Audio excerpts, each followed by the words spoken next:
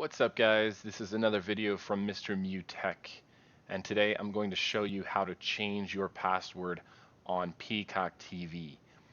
If you have the app installed for Peacock TV on your mobile device, such as a tablet or a phone, you are going to find that the app is a little bit useless at this point.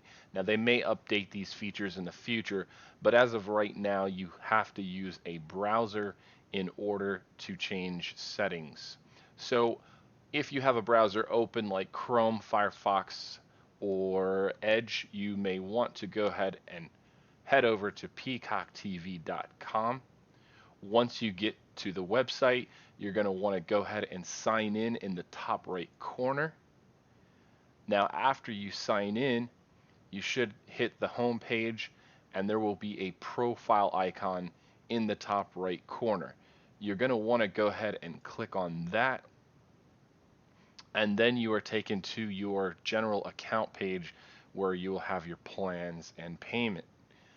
Next to it is a tab called Settings.